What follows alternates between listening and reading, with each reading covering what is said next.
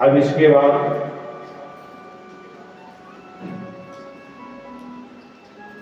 षष्ठ स्कंध यहीं पूर्ण होता है। इसके बाद हम सभी लोग सप्तम स्कंध में प्रवेश करते हैं और सप्तम स्कंध में प्रवेश करते हैं तो प्रहलाद चरित्र की कथा आती है। परीक्षित महाराज सुखदेव जी से पूछते हैं कि हे गुरुदेव, भगवान को तो समदर्शी कहा जाता है और भगवान की लीलाएं हम बहुत सुनते हैं, लेकिन आप अभी तक जितना कहानी बताए हैं तो भगवान पक्षपात क्यों करते हैं? देवताओं के चक्कर में जब वह समदर्शी हैं तो देवताओं का कल्याण करने के लिए असुरों को मार देते हैं। पक्षपात क्यों करते हैं भगवान? कहते हैं कि यही प्रश्न तुम्हारे दादाजी मतलब युधिष्ठिर जी,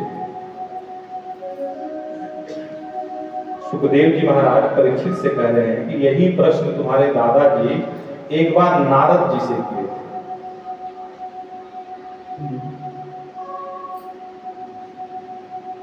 तो एक समय की बात है कि तुम्हारे दादाजी के यहाँ राजसूय यज्ञ हो रहा था। उस राजसूय यज्ञ में भगवान श्री कृष्ण को प्रथम पूजा के लिए सब लोगों के सम्मति से स्वीकार किया गया कि प्रथम पूजा वासुदेव की होगी, कृष्ण कन्हैया की होगी। लेकिन शिशुपाल उस बात को मानने से मना कर दिया और शिशुपाल कन्हैया को 100 गालियां दिया। शिशुपाल के माता जी को कन्हैया वचन दिए थे कि 100 गालियां तक इसको मैं नहीं मारूंगा, लेकिन जैसे ही 100 गाली के बाद 101 गाली देगा तो इसको मैं मार दूंगा।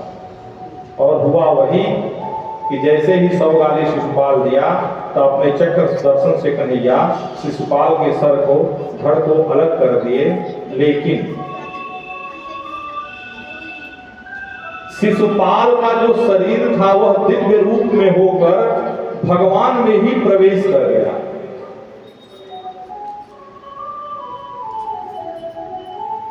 अब बताइए,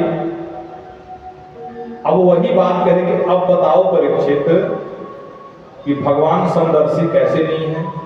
अरे शिशुपाल ने तो गालियां दिया, लेकिन शिशुपाल को जब मुक्ति मिली तो उसका शरीर वायु रूप में होकर भगवान में ही समाहित हो गया।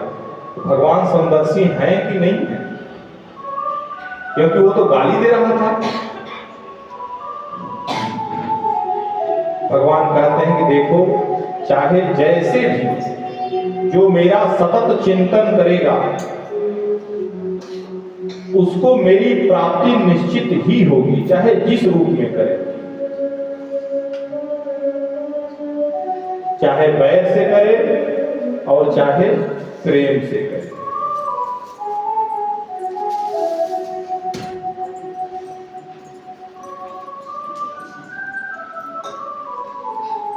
अब कहते हैं कि अच्छा ठीक है, और कोई प्रमाण हो तो हमें बता दीजिए। कहा कि हाँ है ना प्रमाण। दैत्यों के ही वंश में जो परम द्वादश भागवत कहे जाते हैं, उन परम महाद्वादश भागवतों में भक्त प्रहलाद जो दैत्य वंश के ही थे और महाराज बलि वो भी दैत्य वंश के ही थे, लेकिन भगवान ने उन पर भी कृपा।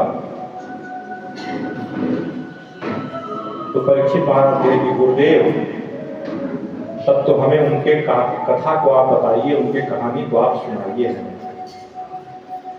कहते हैं कि हिरण्याक्ष और हिरण्यकश्यप 2 भाई थे। हिरण्याक्ष को भगवान बारह रूप में अवतार लेकर पृथ्वी का उद्धरण हेतु और हिरण्याक्ष का भगवान ने वध कर दिया।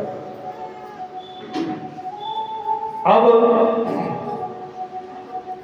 जो हिरण्यकश्यप बचा, तो हिरण्यकश्यप बदला लेने की नियति से कि हमारे भाई को ये लोग मार दिए छल के साथ, मैं देवताओं को नहीं छोड़ूंगा।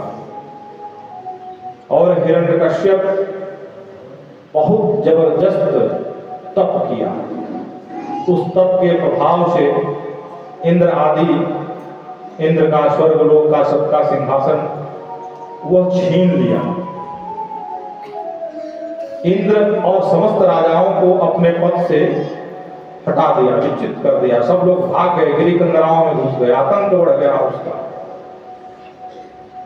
ब्रह्मा जी से वरदान मांग लिया कि मैं दिन में मरूं, न रात में मरूं, न सुबह मरूं, न शाम में मरूं, 12 महीने में न मरूं, न देवता से मरूं, न मनुष्य से मरूं, तमाम तरह का वरदान। कहेंगे बस करोगे, क्या पूरा मांग ही लोगे? ब्रह्मा जी ने कहा कि बस करो, बहुत ज्यादा हो गया, अब इससे ज्यादा नहीं दे सकते हैं। पहले तो मांगा कि हम मरूंगी, कि नहीं भाई ये मृत्यु लोक है, मरना तो पड़ेगा, कुछ और मांग लिया। वो दिमाग लगा के ऐसा चीज मांग लिया, ये तो कभी होगा ही नहीं, तो न होगा ना मैं मरूंगा। अब भक्त प्रहलाद पैदा कैसे हुए, इस चीज को समझिए।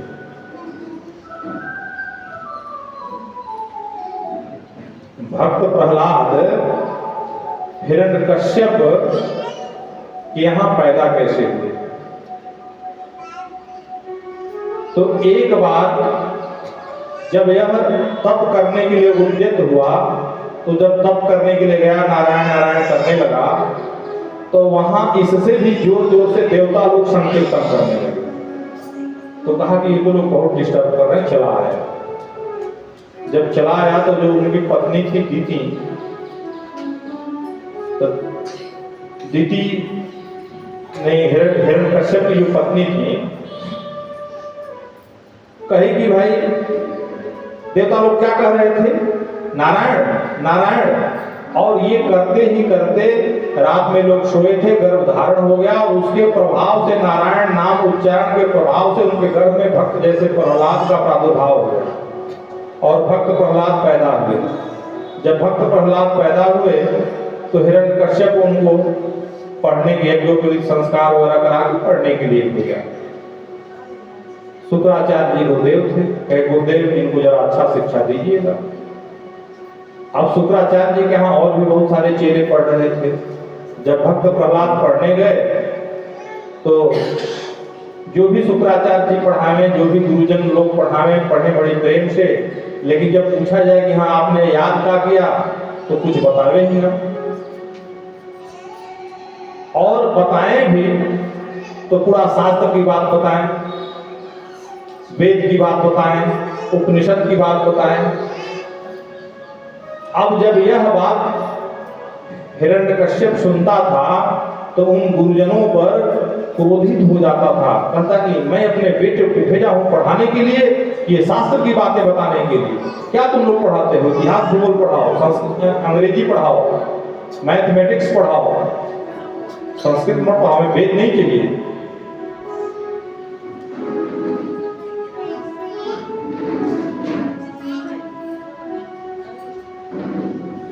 अब एक बार बड़े प्रेम से अपने पुत्र को हृदय से लगाकर कहा कि रे पुत्र, अब तक जो तुमने स्वाध्याय किया है, उस स्वाध्याय में सबसे उत्तम बात तुमने क्या सीखा है अपने गुरुजनों से, कुछ बता सकते हो? भक्त प्रहलाद कहते हैं कि अरे बिल्कुल पिताजी, हमें जो गुरुजन सिखाए हैं, बताए हैं, वो तो मैं अवश्य आपको बताऊंगा।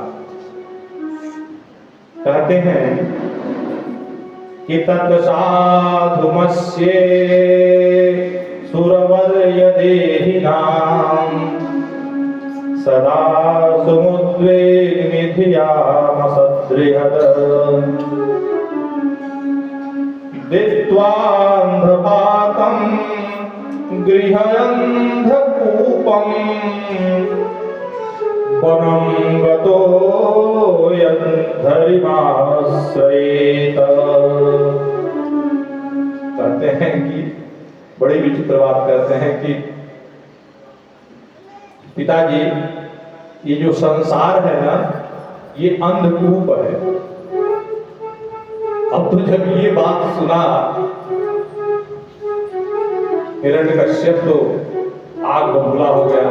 अरे ये तो बहुत जबरदस्त ज्ञान की बातें करने लगा। ये तो पढ़ाई में विषय सूची में ये सिलेबस में है ही नहीं है। ये सिलेबस से बाहर की बात कर रहा। अब बताइए कि अब इस मंजूरमती उच्च विद्यालय में कोई छात्र पढ़ता हो और जब उनका टेस्ट हो तो टेस्ट में जो पढ़ाया गया है उससे हट के वो बात बताने लगे तो आश्चर्य तो होगा ही होगा ना गुरुजन को, क्या हमने तो ये बात पढ़ाई ही नहीं है और जो नहीं पढ़ाई वो बात ये बता रहा है।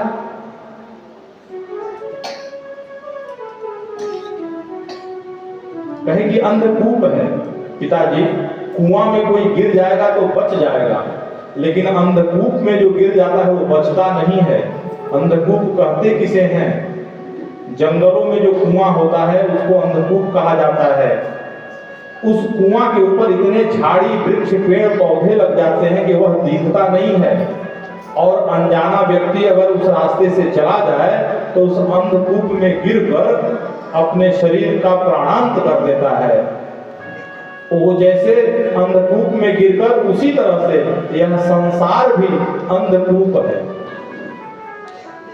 जो हम लोग काम क्रोध मोह लोभ मद मत्सर ईर्ष्या इन सबके चक्कर में पड़कर इस अंधकूप में पड़कर अपने इस जीवन लीला को समाप्त कर देते हैं।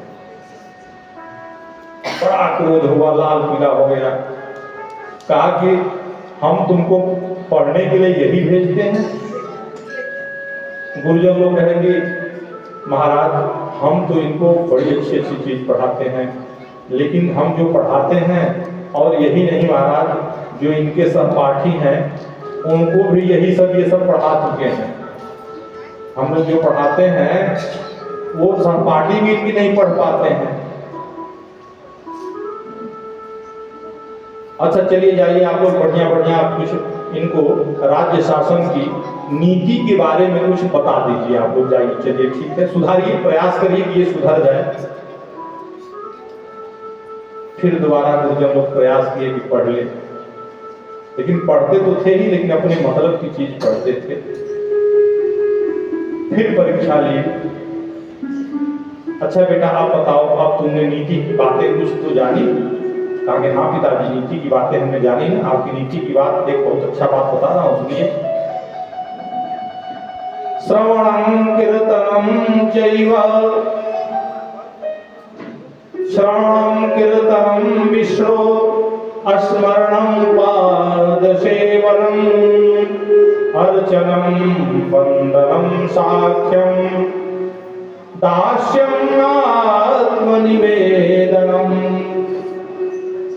कहते ये कौन नीति है बेटा? कहेगी पिताजी ये नवधा भक्ति है, 9 प्रकार की भक्ति है, ये बहुत बड़ी नीति है। अगर आपको भगवान की सेवा करनी है, भगवान के प्रेम में दीवाना होना है, पागल होना है, तो 9 प्रकार की भक्ति करनी है।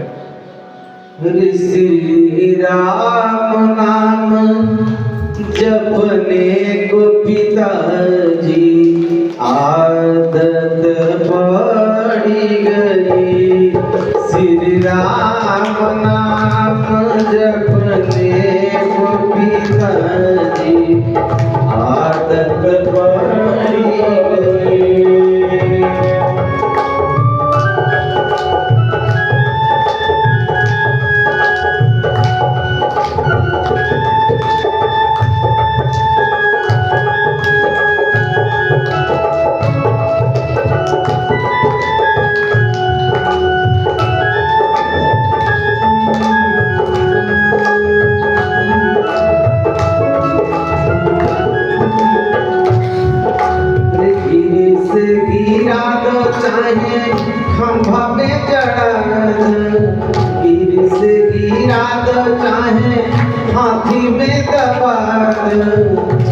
श्रीमन नारायण नारायण जपन पिताजी आदत पड़ी गई। श्री राम नाम जपने पिताजी आदत पड़ गई। श्री राम नाम जपने पिताजी आदत पड़ी गई। श्री राम नाम जपने पिताजी आदत पड़ी गई। अब तो जब नवधा भक्ति का ज्ञान दे न प्रहलाद जी तो वह लाल पीला आग बबूला हो गया। और जानते हैं भक्त प्रहलाद को ऊंची ऊंची अट्टालिकाओं से नीचे गिराया, फिर भी भक्त प्रहलाद का प्राण नहीं हुआ। हाथी के पैर के नीचे दबाया, सारा विधा कर लिया, लेकिन भक्त प्रहलाद का बाल बांका नहीं हुआ। अंत में क्रोध में आकर कहा, सभा बीच में बुलाया, सभा लगी थी जैसे यहाँ सभा लगी हुई है, और सभा लगी थी और सभा बीच में बुलाकर कहा कि दुष्ट तू बता तेरा ईश्वर कहाँ है। आज तेरे ईश्वर को, तुम्हें तो छोड़ूंगा नहीं, आज तुम्हारे ईश्वर को भी नहीं छोड़ूंगा। बड़ा सुंदर भक्त प्रहलाद कहते हैं कि रे पिताजी,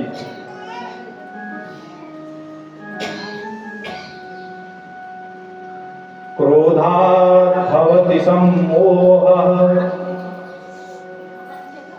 सम्मोहात् स्मृति विभ्रमः स्मृति भ्रंशात् बुद्धिनाशः बुद्धिनाशात् प्रणश्यति।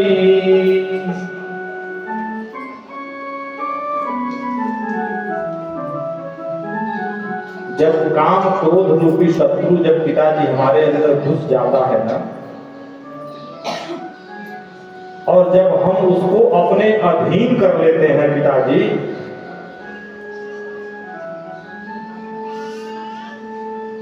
तो अगर हम अपने आप को कहें कि हम बहुत बड़े विजेता हैं, त्रैलोक्य के स्वामी हैं, तो यह हास्यास्पद विषय है। अरे जीतना है पिताजी तो पहले आप अपने काम क्रोध मोह लोभ को जीतिए, फिर तू ज्ञान देने लगा हमें दुष्ट। मैं जो पूछ रहा है सीधी सीधी बता।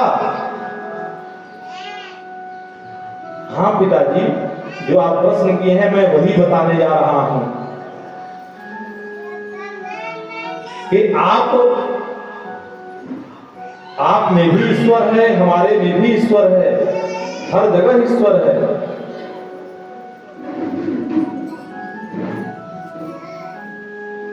और ईश्वर कहां नहीं है, हर जगह है। चमचमाती हुई तलवार को हिरण्यकश्यप ने निकाला और कहा कि अच्छा चल तू बता, क्या तेरा ईश्वर इस खंभे में है? भक्त प्रहलाद कहे कि हाँ पिताजी, हमारा ईश्वर इस खंभे में भी है। कहे अगर तेरा ईश्वर इस खंभे में है तो आज तेरे ईश्वर को मैं छोड़ने वाला नहीं हूं। चमचमाती हुई तलवार को निकाला और तलवार को निकालकर जैसे ही उस खंभे पर आक्रमण किया, उसी समय तत्क्षण गड़ गड़ गड़ गड़ानो खंभ फाटो चरचरानो निकसो नरनाहर को रूपयति भयानक है। गड़ गड़ गड़ावे दसन जीव लप लपावे चितवत सरोजमानो अंग जात खारो है। बोले नृसिंह भगवान की जय। खंभे को फाड़कर नृसिंह भगवान प्रकट हो गए और बड़ी बड़ी जिह्वा उनके शरीर से इतना भयंकर तेज निकल रहा था कि पूरे सभा के लोग उनके तेज से जलने लगे। सबकी आंखें चकाचौंध हो गई, अब आंखों से किसी को कुछ दिख नहीं रहा है। और तत्क्षण सिंह भगवान उस हिरण्यकश्यप को पंजों से पकड़े और उठा लिए, और पंजों से पकड़कर उठाकर कहे कि चल दुष्ट, अब तेरा अंत आ गया। और उसको पकड़े और पकड़कर ले जाकर बीच देहली पर, बीच दरवाजे पर उसको लेके अपने जंघों के ऊपर बैठ गए। जब जंघों के ऊपर लेकर बैठ गए तो हिरण्यकश्यप हंसने लगा। कहा कि तुम हमें मार नहीं सकते हो, क्योंकि हमें ब्रह्मा जी से ऐसा वरदान मिला है कि मैं मर नहीं सकता। कहा अच्छा चल तू अपने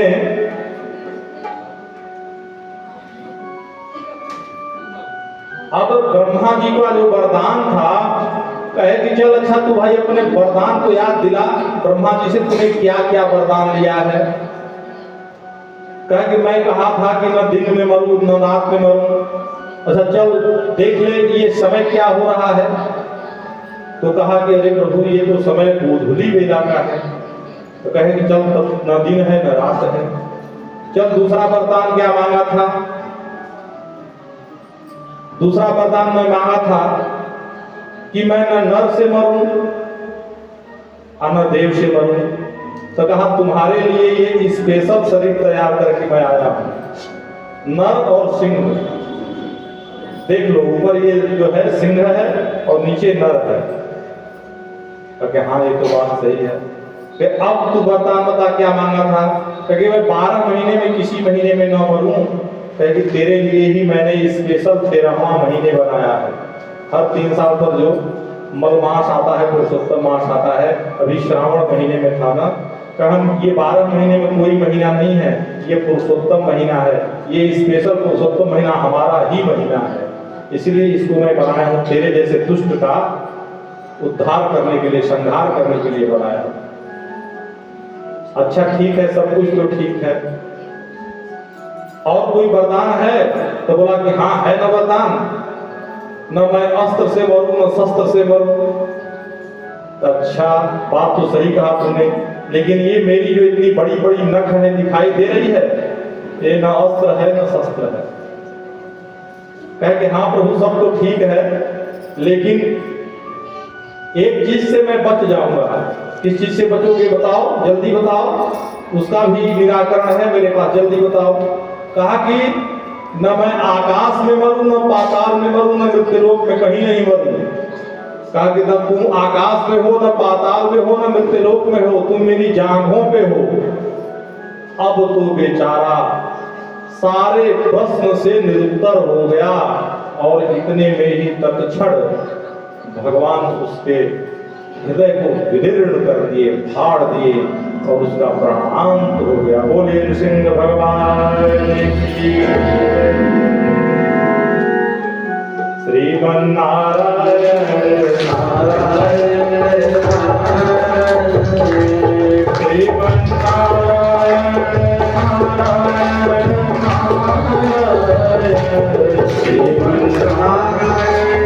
नारायण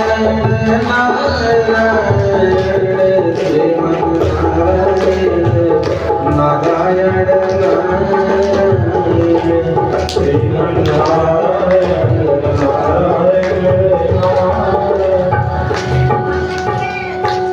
यदि नाथ का नाम जय हो, दयानिधि है,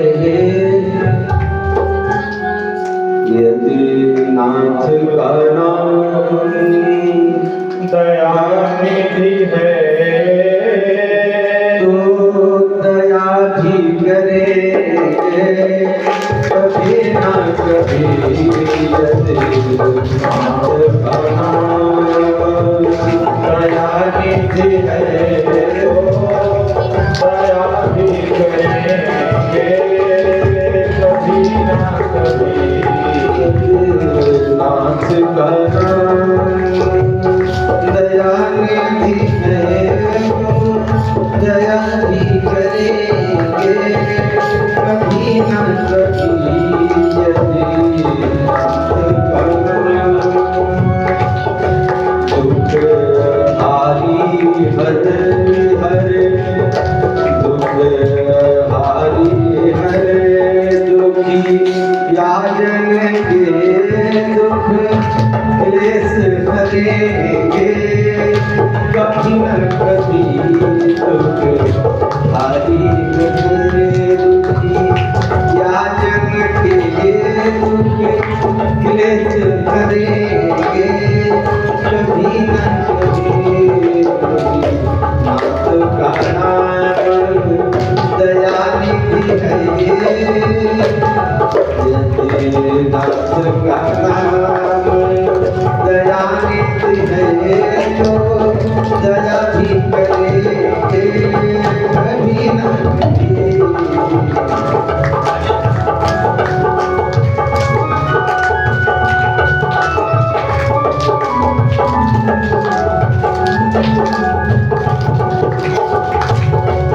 जिस अंग की शोभा सुहावनी है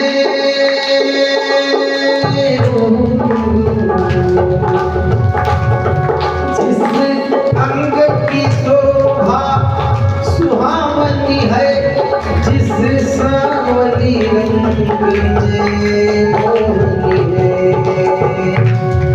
जिस अंग की शोभा सुहावनी है जिस सांवली रंग में मोहती है रूप सुधागे स्नेहियों के रूप सुधागे स्नेहियों के दृढ़ प्याले धरेंगे कभी न कभी नाथ का नाम दया निधि है नाथ का नाम दया निधि है दया भी करेंगे कभी न कभी हारी हर दुखी याजन के दुख हारी हर दुखी याजन के दुख क्लेश करेंगे कभी न कभी हारी हर दुखी याजन के दुख क्लेश करेंगे कभी न कभी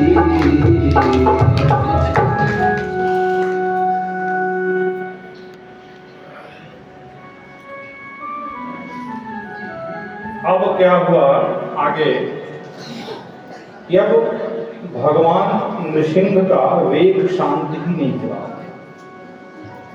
अब उनके प्रचंड वेग को शांत कौन करे? तो हुआ कि भैया लक्ष्मी मैया को बुला लिया जाए। देवी जी लोग पति को मनाने में बड़ा निपुण होती हैं, उनको बुला लिया जाए, मना देगी। लेकिन जब लक्ष्मी जी को बुलाया गया और जब उनके हाथ में लिया गया, थाली दिया गया कि लीजिए, कम से कम ये नृसिंह रूप में अवतरित हुए हैं तो आरती उतार लीजिए। और जब लक्ष्मी मैया गई तो उनके स्वरूप को देखकर और उनके वेग को देखकर थाली फेंक के भाग में, क्योंकि मेरे बस का नहीं है, मैं इनको नहीं मना पाऊंगा। किसी की हिम्मत नहीं पड़ रही थी कि भगवान के पास चला जाए और उनके वेग को शांत करे। अंत में बिना भक्त के भगवान मानने वाले नहीं हैं। भक्त प्रहलाद को सारे लोग भेजे कि बेटा तुम ही जाओ, बिना तुम्हारे भगवान मानने वाले नहीं हैं। भक्त प्रहलाद जाते हैं और भगवान के चरणों में साष्टांग दंडवत करते हैं। स्वपाद मूले पतितं तमर्भकं विलोक्य देवः कृपया परिप्लुतः उत्थाप्य तच्छे सदधात् कराम्बुजं भुजम कालाहिवेत्र तधियां कृता भयाम।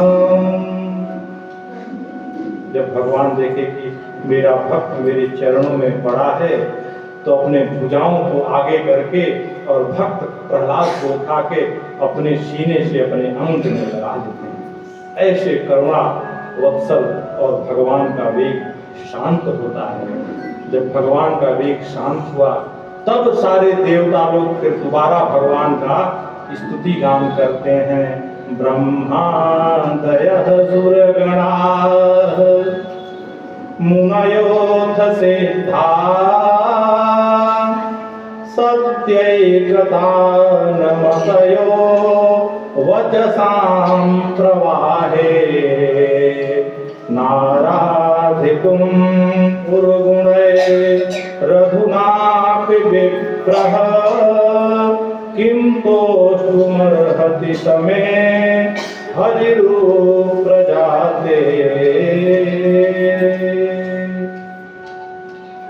बड़े बड़े सिद्ध योगी जन, मुनि जन, देव बहुत ही सुंदर सुंदर छंदों से भगवान की स्तुति गाए और भगवान आशीर्वाद देते हैं भक्त प्रहलाद को और सबको आशीर्वाद देते हैं। वहां जितने लोग थे सबको भगवान आशीर्वाद देते हैं कि क्वाहम रजः प्रवहवती सतमैधिकेऽस्मिन् जातः सुरेतरकुले त्वतवानुकम्या न ब्रह्मणो न तु भवस्य न वैरमाया यन्मेर्पितः शिरसि मकरः प्रसादा। कहते हैं कि हे भगवान हमें ऐसा आप आशीर्वाद दें कि जो हम लोग इंद्रियों का दास बन बैठे हैं इस दासत्व से मुक्ति मिल जाए। जैसे बहुपत्नियों के बीच में अगर जीव बैठ जाता है ना तो उसके सामने बड़ी एक विडंबना खड़ी हो जाती है। उस विडंबना से मुक्ति पाने के लिए हमें मुक्त कर दीजिए।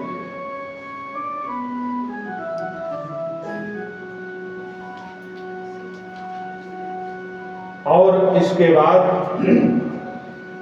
यहाँ सप्तम स्कंद की कथा पूर्ण होती है और आइए हम लोग अष्टम स्कंद में प्रवेश करते हैं। अष्टम स्कंद में प्रवेश करने से पहले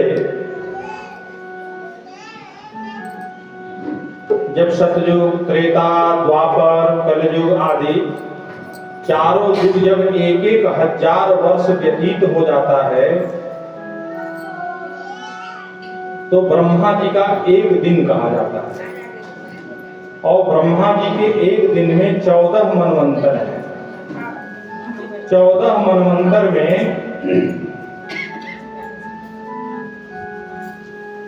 14 मनवंतर में जो चाक्षुष मनवंतर है, 14वां मनवंतर चाक्षुष मनवंतर। 14 मनवंतरों के नाम हैं स्वायंभुव, स्वारोचिष, औत्तम, तामस, रैवत, चाक्षुष, वैवस्वत, सावर्णी, दक्ष सावर्णी, ब्रह्म सावर्णी, धर्म सावर्णी, रुद्र सावर्णी, देव सावर्णी तथा इंद्र सावर्णी। और एक मनवंतर 72 चतुर्युगी के बराबर होता है। एक मनवंतर 72 चतुर्युगी। चतुर्युगी मतलब समझ रहे हैं? सतयुग, त्रेता, द्वापर और कलयुग। जब ये 72 बार चक्र काटता है तब एक मनवंतर होता है। और हर मनवंतर में भगवान अवतार लेते हैं। और चाक्षुष मनवंतर में भी भगवान हरि का अवतार लिए और हरि का अवतार लेकर गज और ग्राह का उद्धार किए होगा। अब गज ग्राह का उद्धार का कथा संक्षेप में मैं सुना देता हूं कि जो गज था वह अपने पूरे परिवार के साथ खूब आनंदमय विहार कर रहा था। पूरा भरा पूरा परिवार। एक दिन एक सरोवर में गज स्नान करने चला गया। जब उस सरोवर में प्रवेश करता है तो उस सरोवर में उसको एक ग्राह उसके पैर को पकड़ लेता है। अब जो जल का जीव है वह जल में बड़ा मजबूत होता है। जल के बाहर का जीव उसका कुछ बिगाड़ नहीं सकता। अब ग्राह पैर खींच रहा है और जो गज है अपने पैर को छुड़ाना चाह रहा है। दोनों में एक खींच रहा है, एक छुड़ा रहा है। अब गज क्या किया कि अपने पुत्रों को बुलाया, अपने पत्नियों को बुलाया, अपने पूरे ग्राम नगर वासियों को सबको बुलाया कि आओ भाई, मैं बड़ा संकट में हूं, हमें कोई ग्राह ने पकड़ लिया है, खींच रहा है। सब ने मिलकर बड़ा प्रयत्न किया, बड़ा प्रयत्न किया। लेकिन जब सब लोग भूख प्यास से संतृप्त हो गए, पूरा परिवार थक हार गए, अब कहे कि देखो भाई, अब पैर तो तुम्हारा पकड़ा है, झूठ मूठ में हमें भी तुम परेशानी में डाले हुए हो। अब तुम समझो तुम्हारा काम जाने, हम लोग तो चले। अंत में गज देखता है कि अब यह परिवार हमारा साथ नहीं देगा। तब गज को याद आती है प्रभु, और गज भगवान को पुकारता है, भगवान को याद करता है। जब भगवान को गज याद करता है, नमो भगवते तस्मै, ओम नमो भगवते तस्मै, एतच्चेदात्मकम्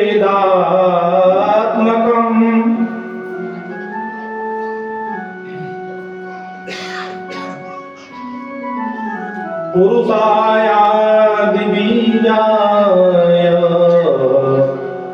परेशाय धीमहि।